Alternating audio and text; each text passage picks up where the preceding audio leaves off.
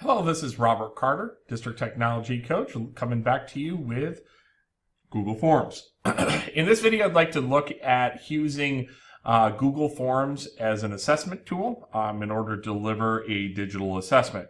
Now, in order to do this, you have to make sure that you are changing the setting for quizzes and making this a quiz, or else some of this functionality that I'm going to show you will not exist. In this case, you could tell when you're going to release a grade, what they can see, etc. When you're done, hit save. In this case, I had a Google form shared with me that I'm going to use this to illustrate as an example. So as you can see, like here we are, question 2.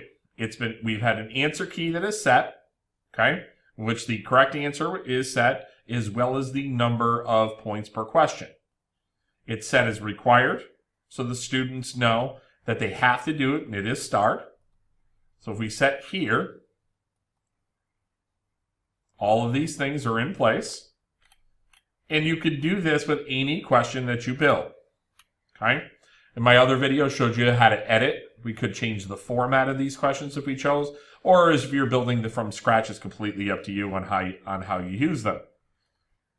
Now, as you progress down, you can see that I've used different sections in here, as well as embedded a picture into one of the questions.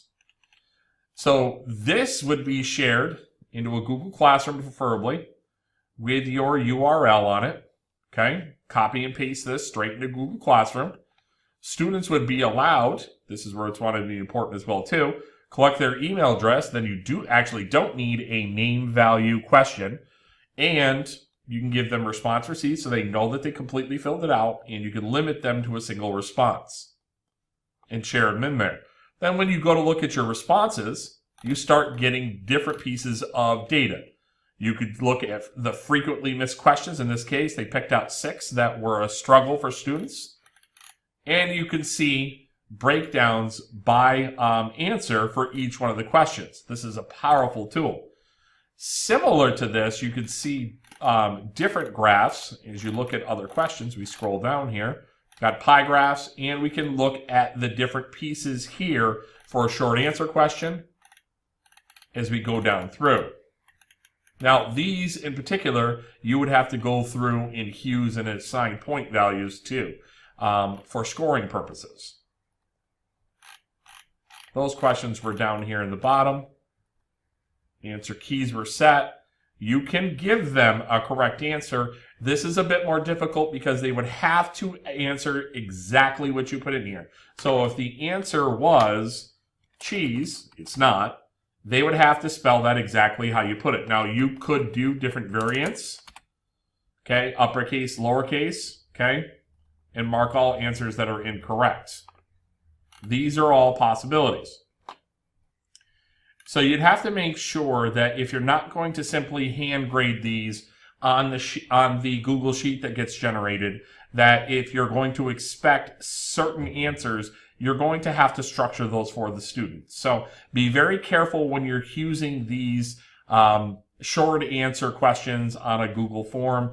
It could lead to some poor scores, or students who get scores returned to them that are exceedingly low, maybe because you are looking for a complete sentence, they only put a partial. So it doesn't support those kind of things, so you want to be very, very careful on how you structure that. So when you're done, as I mentioned, we're in responses. And if you'd like, we can create a spreadsheet. That way you can get a full data spreadsheet of everything that happened in that test. So you could see the distribution of the scores, and if you chose to at this point, you could hand score your short answer if you feel like the auto grading is not going to serve your students in serve your students' best interest. So I hope this video has been of some help in terms of setting up your Google form as a quiz. Please let me know if I can further answer any questions. My strong suggestion is for quizzes at this point in Google Forms development that you stick to closed-ended questions for Google Forms assessments for the time being, maybe shorter quizzes, etc. So thank you so much for listening. If you have any questions, let me know. Otherwise, enjoy your day.